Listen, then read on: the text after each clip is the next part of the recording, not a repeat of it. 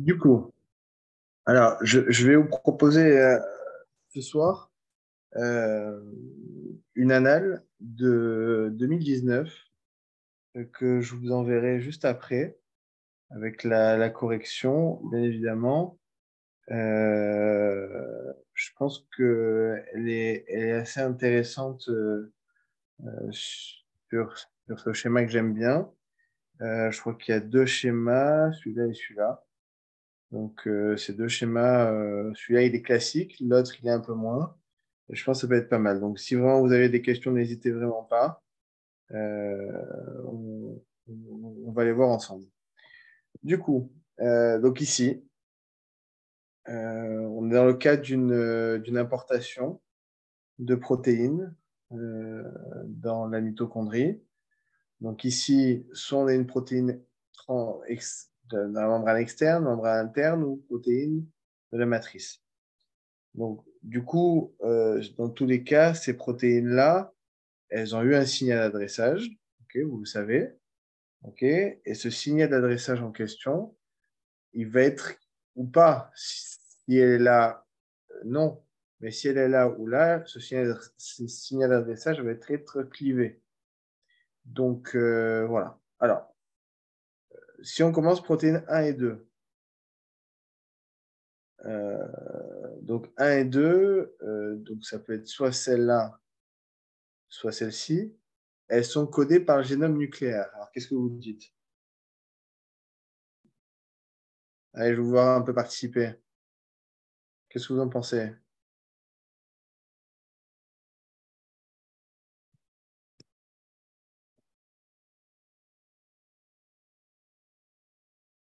Allez, allez, allez. Soyez pas endormis. Qu'est-ce que vous en pensez? Ben oui, c'est possible. Enfin oui. C'est pas possible, c'est sûr. Oui, bah oui. Je rappelle juste que euh, les protéines en question qui peuvent être codées par le génome mitochondrial, ok, c'est celles qui vont aller que dans la membrane interne, soit dans l'ATP synthèse, soit dans la chaîne de respiration. Or, ici, dans ces cas-là, que ce soit celle-ci, celle-ci ou celle-ci, on n'est pas trop dans ce cadre-là. Donc, oui, elles sont codées par le génome nucléaire sans aucun problème. Il y aurait un doute sur celle-ci, mais en tous les cas, non. Il n'y a même pas de doute, excusez-moi. Puisque là, elles sont importées, on les voit, elles viennent du cytosol. Donc, si elles provenaient de la matrice, elles viendraient par là. Une partie de leur synthèse se déroule dans le RE.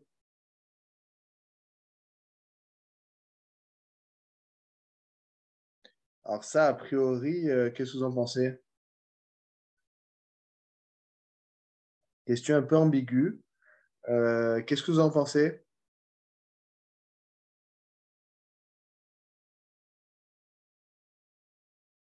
Bon, moi, je la mettrais fausse. Je la mettrais fausse pour l'unique et bonne raison, c'est que je ne vois pas pourquoi ces protéines-là qui sont importées dans le cytosol, dans le cytosol et après donc dans la mitochondrie, sont passées au bout d'un moment dans leur vie dans le RE. Il n'y a pas de raison qu'elles soient passées une fois dans leur vie dans le RE. Donc, je pense qu'a priori, c'est faux. Elles possèdent un signal d'adressage à la mitochondrie. Donc, ça, il n'y a pas de problème, c'est vrai. Aucun problème. Et enfin, elles forment avec des molécules en 5 des liaisons covalentes. Donc, en 5, on a vu que c'est le chaperon. Donc, en 5, c'est non covalent. Chaperon non covalent avec la protéine. Donc, c'est faux. Et 8, alors 8, je ne sais pas ce que c'est. 8, c'est ici. 8 est indispensable pour leur importation. Alors, 8, normalement, c'est le changement de pH, me semble-t-il, ou le différence de potentiel. Donc, a priori, pour qu'il y ait une importation, il faut obligatoirement ici qu'il y ait une différence de potentiel à ce niveau-là. Je ne sais pas si elle a insisté pour vous cette année, mais dans les années précédentes, c'est vrai que ce différentiel de potentiel était très important. Ça, vous voyez plus en UE1 au premier semestre. Demain matin, j'ai une audience. Oui. Alors, question de Shana, tu peux couper ton micro, c'est cool. Merci. Concernant les protéines 3 et 4, alors on est où? 3 et 4. Tom, Tim.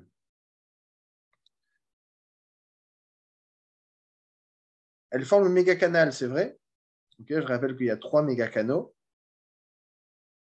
Il y a cholestérol, le mégacanal de l'apoptose, okay, et du coup, ici, alors attendez, elle forme le mégacanal. Donc je répète, je pensais que je voyais la baie en fait. La baie, elle forme une zone d'accouplement temporaire entre les membranes, c'est vrai. Je pensais que c'est la baie. La A, c'est pas évident que ça soit vrai. A priori, elle forme pas le méga canal, c'est que pour l'apoptose et la nécrose. Donc a priori, pour moi, ça serait faux. Elle forme pas le méga canal. Qu'est-ce que vous en pensez de celle-là, de la A? Ben, justement, j'allais dire c'est la zone d'accolement avec eux. C'est pas le béca canal, c'est que pour ce que tu as dit. Pour l'apoptose, ouais. Oui. C'est a priori, c'est pas un méga canal, donc c'est faux. Ce sont des transporteurs d'électrons, donc non, pas du tout, ça n'a rien à voir. Ok, ça n'a rien à voir. Et elles font passer juste les protéines à l'intérieur.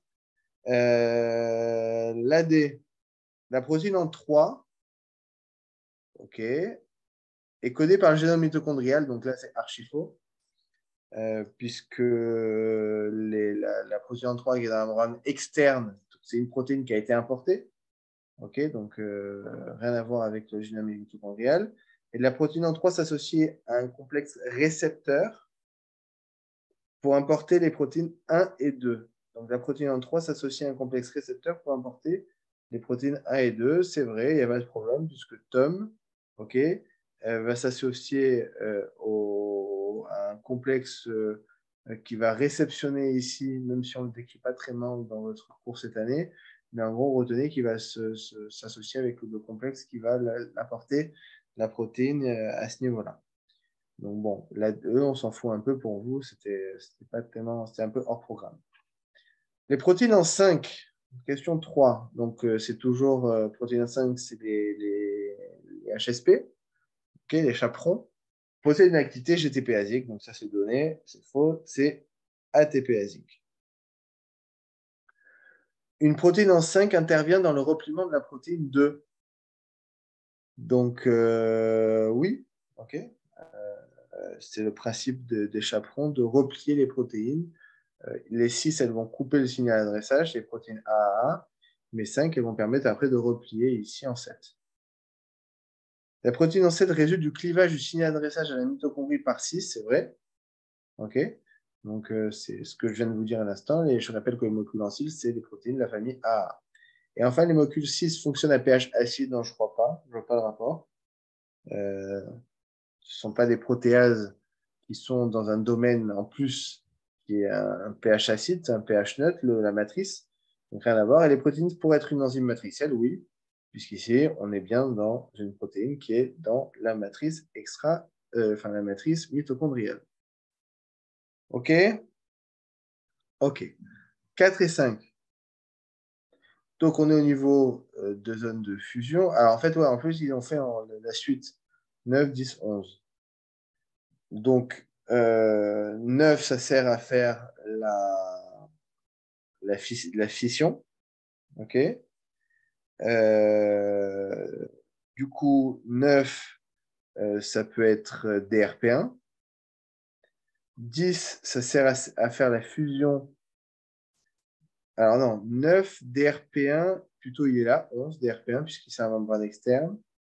9, ça serait quoi qui fait la fusion, la fusion? Mitofusine. La mitofusine. Et 10, c'est OP1. Ce sont tous des protéines G monomériques, je le rappelle. DRP1 plutôt de la famille des dynamines. Et elles consomment tous du GTP. Maintenant, on va voir la question. Ce sont des protéines G hétérotrimériques. Très, très dur. C'est faux, évidemment. C'est monomérique, bien évidemment. OK?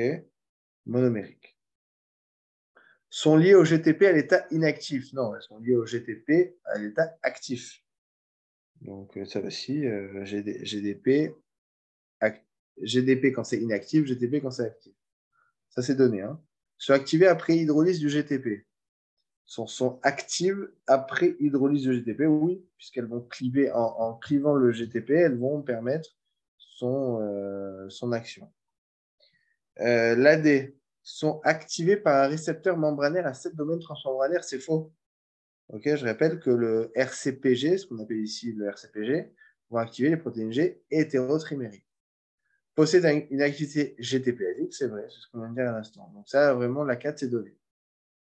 La protéine en 9, donc on est au niveau de la mitofusine, est ancrée via un acide gras à la membrane membranaire externe. Donc, a priori, oui. Je ne vois pas pourquoi ça ne serait pas clivé, ça ne serait pas attaché à la membrane externe par un acide gras. La protéine en 10 est une protéase. Une protéase. Qu'est-ce que vous en pensez? Est-ce que 10 est une protéase?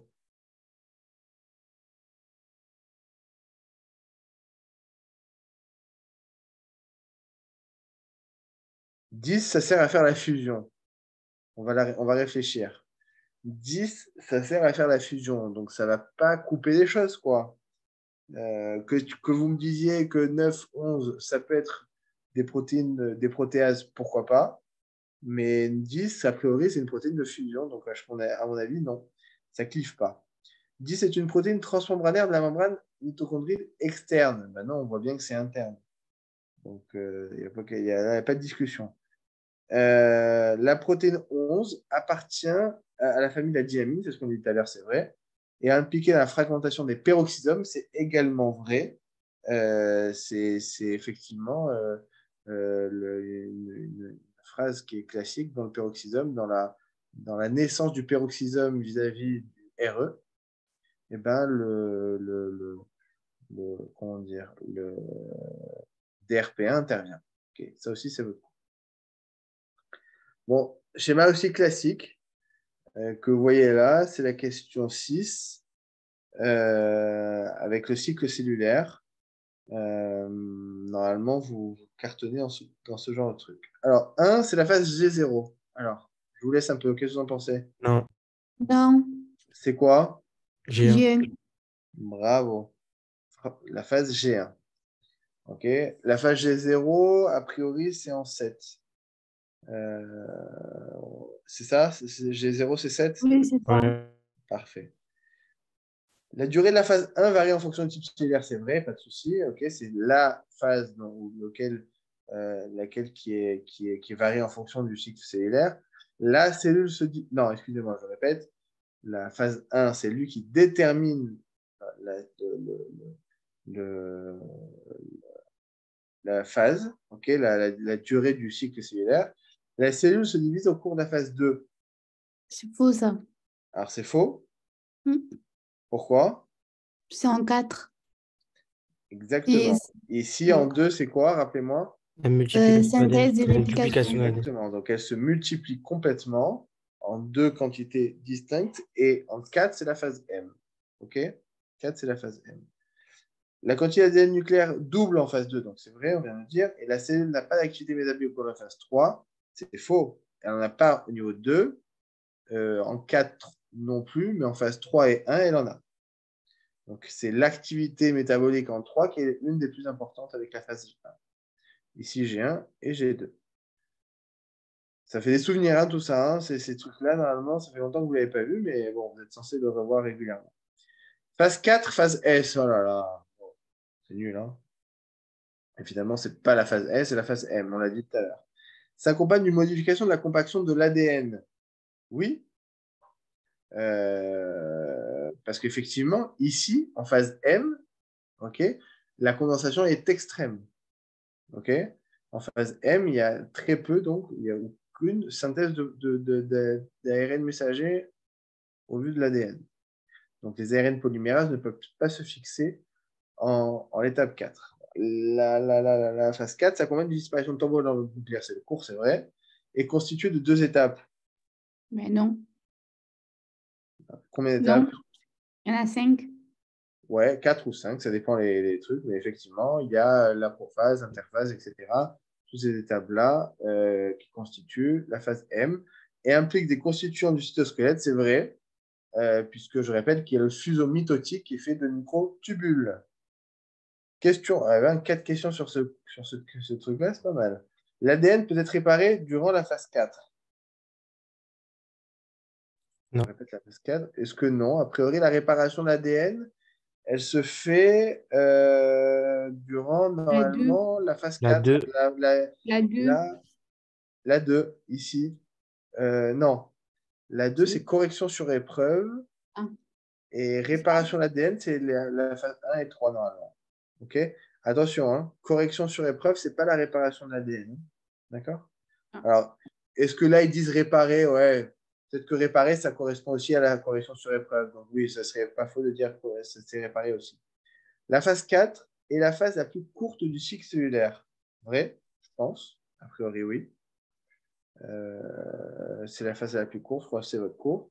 C'est ce que j'ai en tête en tout cas. Les chromosomes métaphasiques sont visibles dans la cellule au cours de la phase 4. A priori, oui. La réaction d'un karyotype nécessite le blocage de la phase 4. Est-ce que vous l'avez vu en cours cette année? Normalement, c'est vrai, mais est-ce que vous l'avez vu cette année? Avec USM, ils disent qu'on peut faire un karyotype dans la phase 4. Mais oui, non, c'est vrai. A priori, c'est vrai. Normalement, c'est votre cours. Hein. Je ne sais pas si elle vous l'a dit clairement cette année, mais normalement, c'est le cours. Effectivement, pour faire le karyotype, pour qu'il soit visible, pour qu'on puisse le détecter dans une expérience, on est obligé de bloquer la phase de mitose. Okay, parce que quand on bloque la phase de mitose, on peut voir tous ces éléments-là. Le karyotype permet d'identifier les anomalies du nombre de chromosomes. C'est le but du karyotype. Okay, le but du karyotype, c'est effectivement d'identifier les anomalies du nombre de chromosomes. Et donc, c'est pour ça qu'on a besoin de bloquer la phase 4, la phase de mitose. Enfin, dernière question. Donc, les chromosomes métaphasiques sont visibles dans la cellule au cours de la phase 5. Alors, phase 5. Phase 5, je ne sais pas qu'est-ce qui représente la phase 5. C'est toute l'interface, quoi. Ouais, c'est interphase. L'interphase. Est-ce qu'ils sont visibles? Métaphasiques, a priori, non. Je ne sais pas pourquoi ils seront visibles. Normalement, les chromosomes métaphasiques, normalement, sont visibles qu'en phase 4, normalement. Attendez, je vois.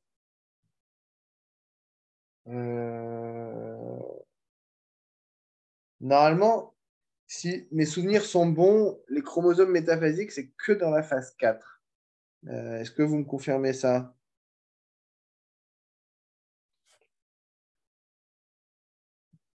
Attendez, je vais revoir les réponses pour être sûr. De suite. C'est quoi question 9?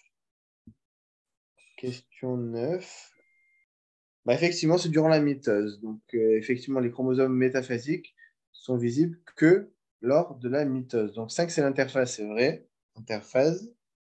Le karyotype est réalisé au cours de la cellule en 5. Donc, non, on vient de le dire à l'instant. 6 sont 2 cellules filles produites au cours de la phase 4.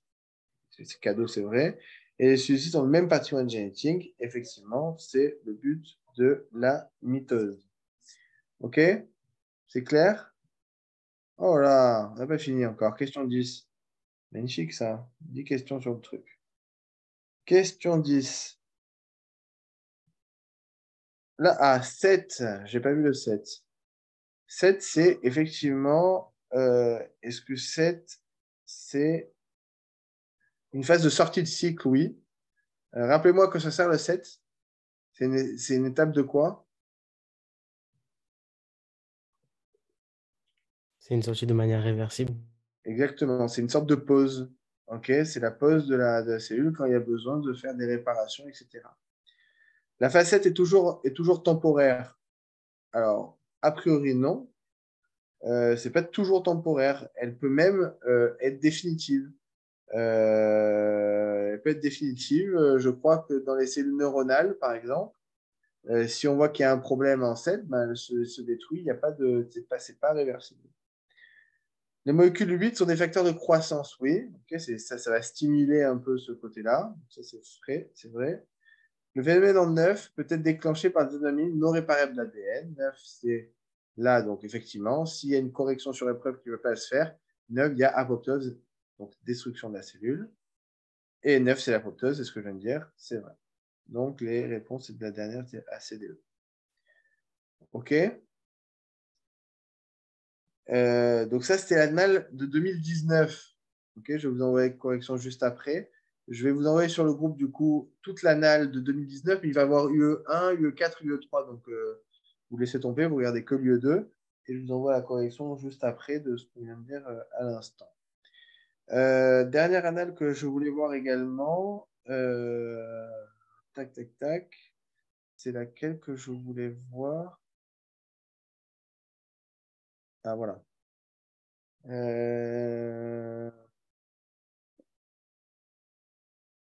Non, ça c'était l'annale. Attendez.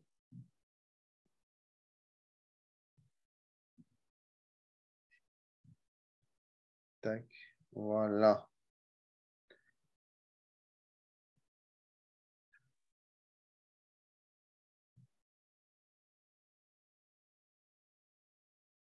Attendez, je vois. Je me semble que j'ai vu un truc assez intéressant. Assez intéressant. Alors, c'était ça, il me semble. Il me semble que c'était ça. Alors, il y avait 5 questions, il me semble, sur ce schéma-là, qui est l'importation donc, du virus dans la cellule et son infection après du noyau.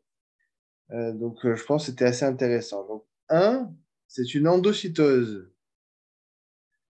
Donc, oui, ça, c'est une fusion. Donc, le 1, c'est endocytose, et au niveau des tissus du sida, c'est une fusion. 2, renferme des filaments intermédiaires. Alors, absolument que c'est faux. C'est la queue d'actine. Donc, ça renferme à la limite des filaments de microfilament d'actine. 3 est une kinésine. Donc, 3, c'est une kinésine. Qu'est-ce que vous en pensez? C'est faux. C'est Non. dinéine. OK, du plus au moins. 4 est sur une structure tubulaire. Donc, oui, c'est le microtubule. 5 est le site de nucléation du microtubule du fuseau mitotique. Normalement, c'est vrai, okay, puisque c'est l'endroit des centrioles, du centrosome. Du coup. Question 2. Alors, je suis désolé, on va revenir au schéma. 5. Okay. Question 2. 5. Et le centre cellulaire, donc c'est vrai, il n'y a pas de souci. C'est le centrosome. Un des dérivés de 5 est le corpuscule basal. C'est vrai. Vrai, vrai, vrai. Alors, je le vois.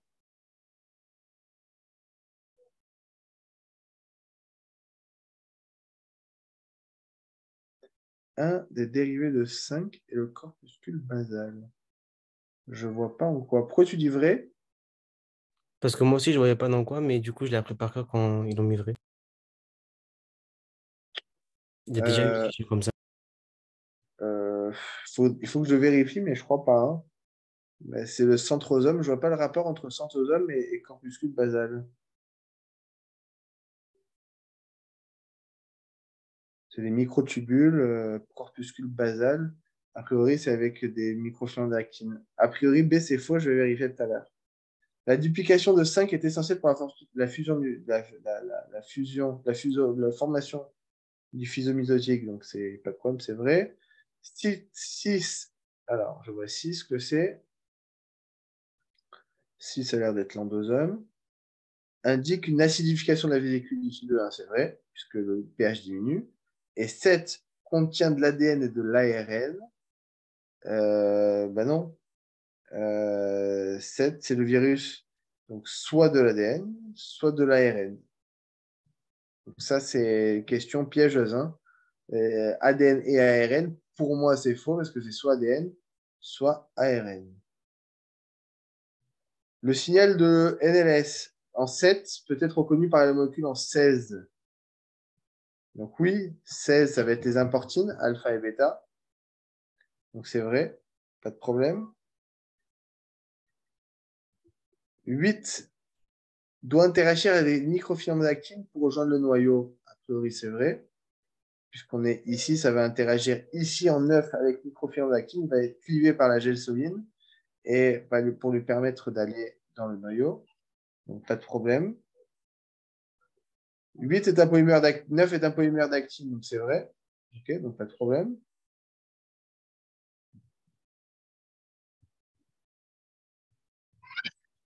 Et 10 provient du clivage de 9 par la gelsoline, c'est vrai, on vient de le dire à l'instant. Et la transformation de 9 en 10 nécessite du calcium, puisque c'est vrai, puisque la gelsoline nécessite du calcium. OK? Donc les réponses, a priori, c'est tout est juste, A, B, C, D, E. A priori, tout est juste. Je vois ici, je vérifie. Pour oui.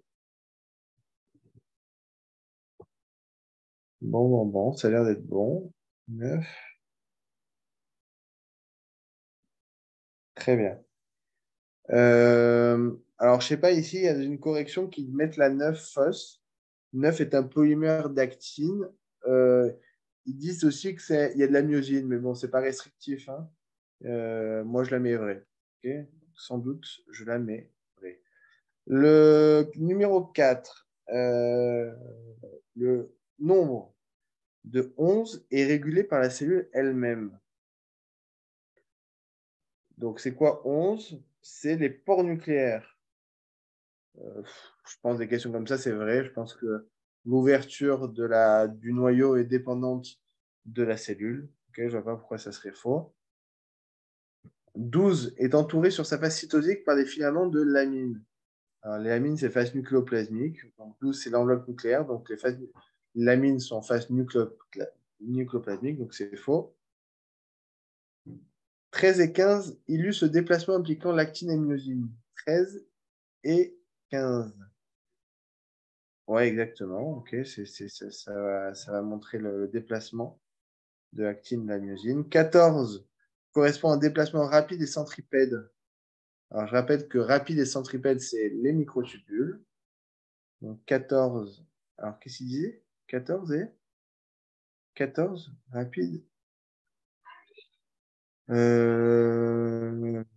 14. C'est vrai? C'est vrai, hein? Mais 14, c'est quoi? Excusez-moi. C'est microtubules plus Ah ouais, diméthyl. alors si c'est microtubules, c'est cool. C'est très bon. La transformation, non, excuse-moi, les protéines contenant 16, dans 16 sont N-glycosylées. Donc, dans 16, ben non. 16, c'est les importines, donc c'est absolument pas N-glycosylé, puisque N-glycosylé, à la limite, au glycosylé, j'aurais pas dit faux, mais vu que c'est des protéines cytosoliques, c'est faux. L'importine alpha peut être un des molécules 16, donc c'est vrai, pas de problème. OK. Donc, on a dit importine alpha et bêta. 17 se désorganise lors de la mitose. Alors, il me semble que c'est vrai. Donc, c'est le noyau qui se désorganise lors de la mitose, c'est vrai, il n'y a pas de souci. 17 est un lieu de dégradation de protéines nucléaires dépendant de l'ATP. Oui. 17, c'est bien le lieu où les protéines qui se dégradent dépendent de l'ATP. C'est quoi? C'est quoi on parle de quoi ici?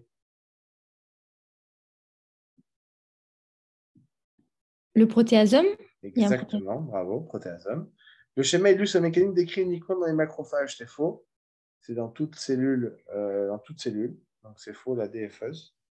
C'est pas que dans les macrophages, on le retrouve de partout. Et le schéma illustre un mécanisme qui pourrait aboutir à l'insertion d'un gène virus dans le gène nucléaire, c'est vrai, c'est le but du schéma. OK? Donc ça aussi, question d'anal qui n'est pas tellement dur, mais bon, il fallait être bon. Bon, très bien.